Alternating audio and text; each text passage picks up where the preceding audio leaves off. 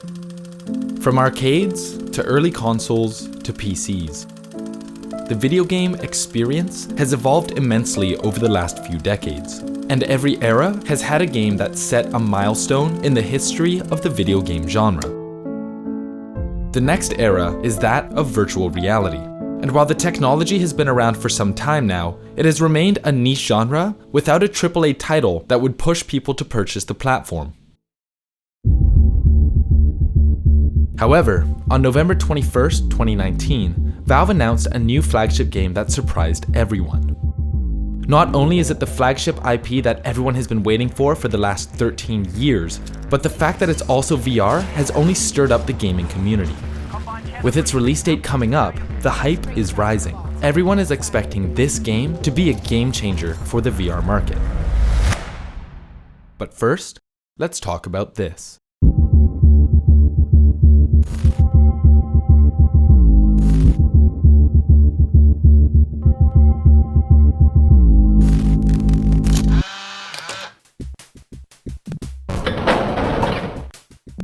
In the early 1990s, a group of young developers introduced the world to Wolfenstein 3D. It was the first FPS game to become a mega hit around the world.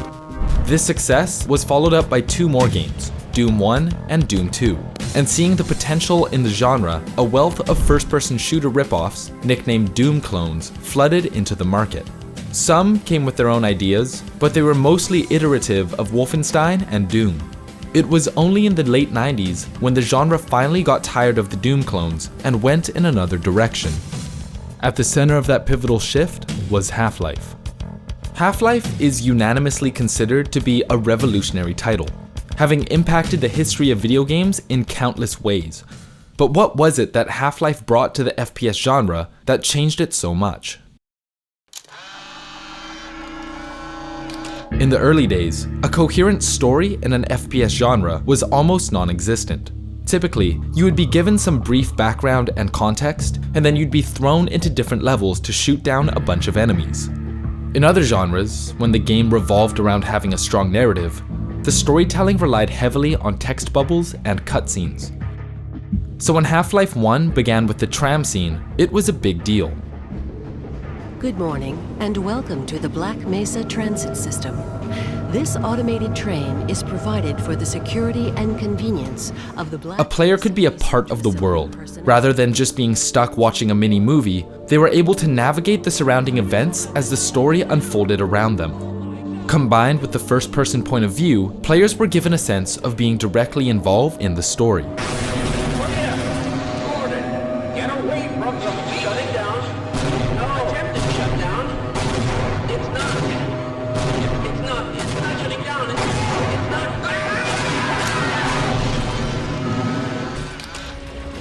Before Half-Life, FPS games had level designs that were more typical of arcade games. The goal would be to finish one clearly defined level in order to move on to the next one, and there was rarely any logical transition when moving on to another level. Additionally, the level design of early games cared less about realism and mainly focused on the gameplay. But Half-Life wanted to move away from conventional level design philosophy and focused instead on building a realistic world for the players to explore. The transitions between levels were logical, seamlessly bridging the environment with the story. As a result, the experience was continuous from beginning to end. Half-Life also implemented huge improvements to the artificial intelligence of NPCs. Before Half-Life, enemies in shooters were programmed very simply. If they saw you, they would attack you. But all of this changed with the creation of the HECU. Now, players had to deal with enemies that could hide behind cover and use grenades to draw targets into their line of sight. Enemies that could group up, laying suppressive fire while others tried to flank the player. It was the first time that the player felt like they were facing enemies that simulated actual soldiers. And the advanced AI in Half-Life wasn't limited to just the HECU. Every character, scientists, security guards, head crabs, hound eyes, and even cockroaches had complex movement patterns and behaviors. This level of detail and AI complexity was unheard of at the time and created much more dynamic gameplay both in fighting and in the overall realism of the world.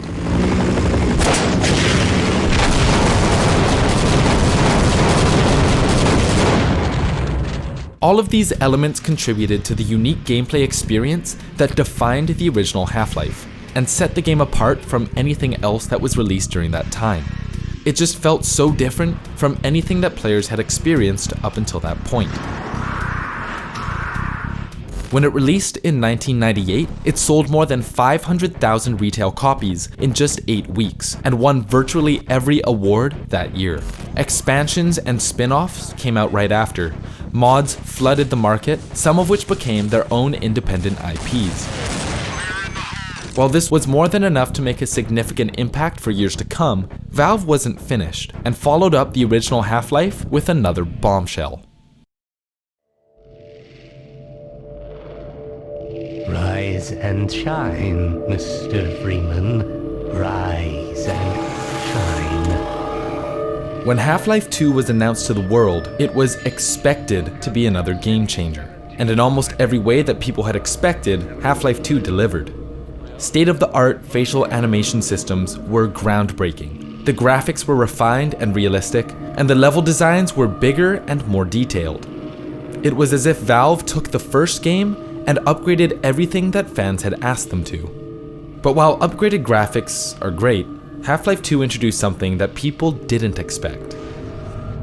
This is a gravity gun my father was talking about. You can call it the zero-point energy field manipulator if you really want to. One of the game's most startling new features was a physics engine that blew everyone else out of the water.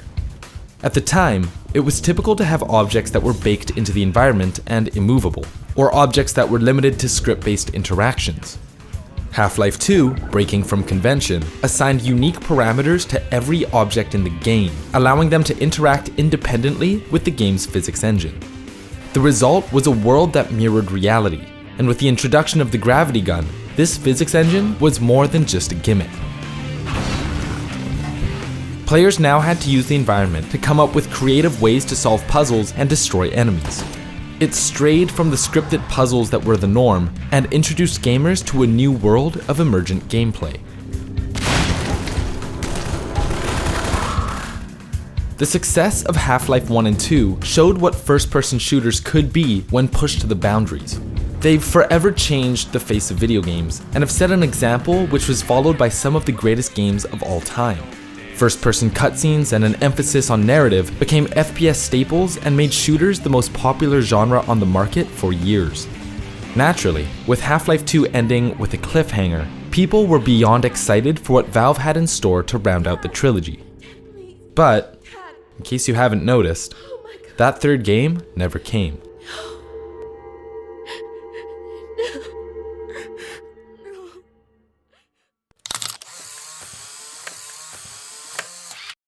In 2003, Valve launched Steam.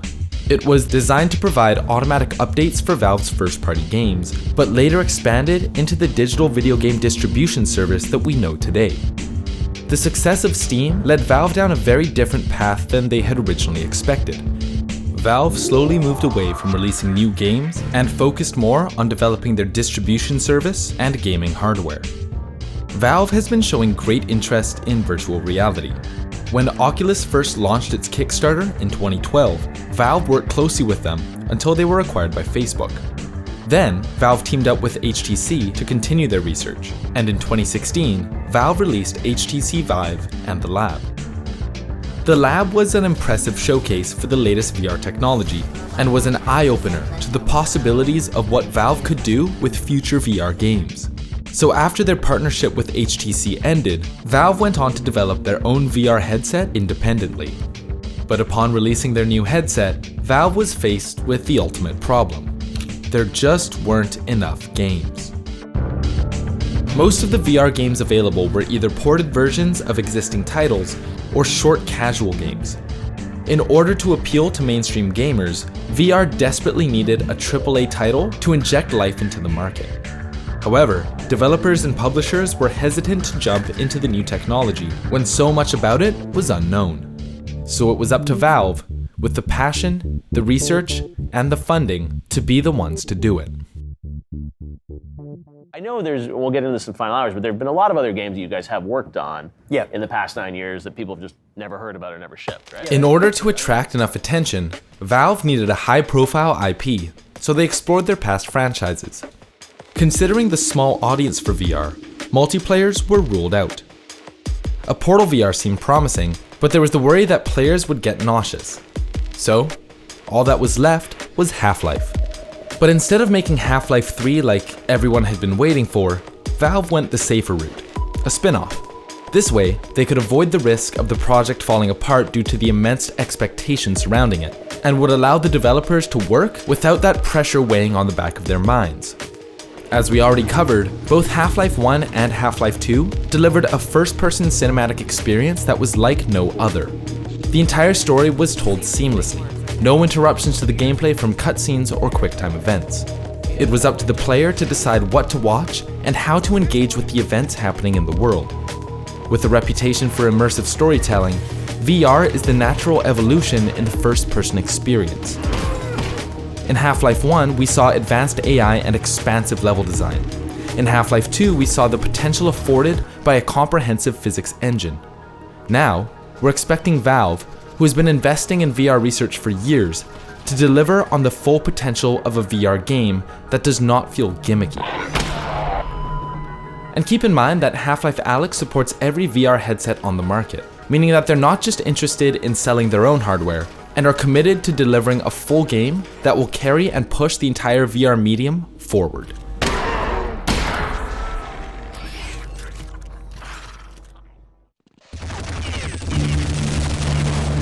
It's also important to note how the first two Half-Life games created opportunities for other games to break into the industry.